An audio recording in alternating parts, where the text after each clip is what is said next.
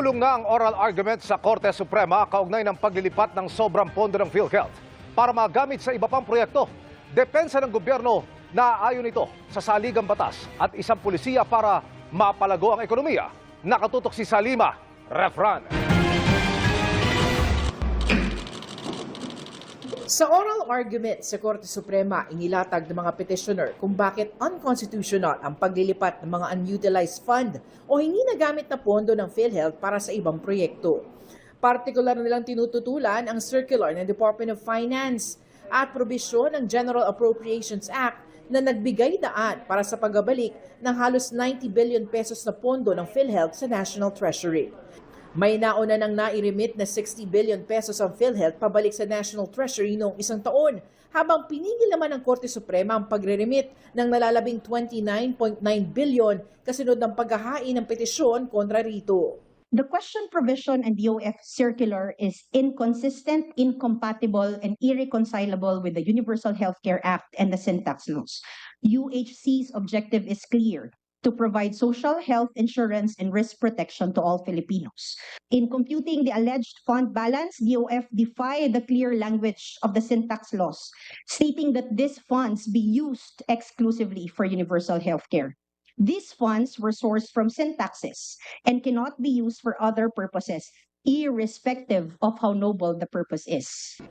Dumalo sa pagdinig sina Finance Secretary Ralph Recto, Health Secretary Teodoro Herbosa, Social Welfare Secretary Rex Gatchalian at former PhilHealth President Emmanuel Ledesma Jr.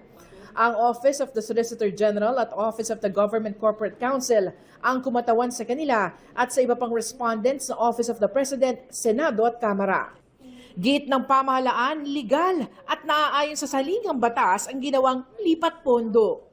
It was the executive and legislative department's way of creating and implementing a fiscal policy to boost economic growth without bloating the government's indebtedness or burdening the people with new tax measures.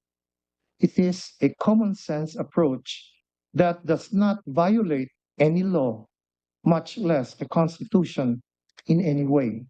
I assure the Honorable Court and the people that, contrary to what has been portrayed by some critics, there was no dark or sinister plan behind the transfer. Hiniling din ng Solicitor General na tanggalin bilang respondent si Pangulong Bongbong Marcos dahil may immunity from suit daw ang Pangulo habang nakaupo sa pwesto. Tatlong petisyon laban sa paglilipat ng PhilHealth funds ang inihain dito sa Korte Suprema. Consolidated na, ibig sabihin sabay-sabay na yung diringgin. Binosisi naman ni Justice Amy Lazaro Javier kung talaga nga bang may reserve fund ang PhilHealth.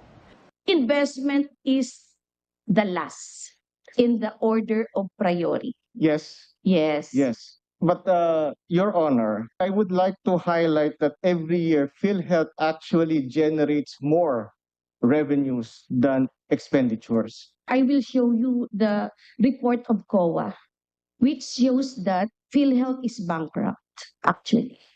I don't know if you're aware of that. You ought to be aware.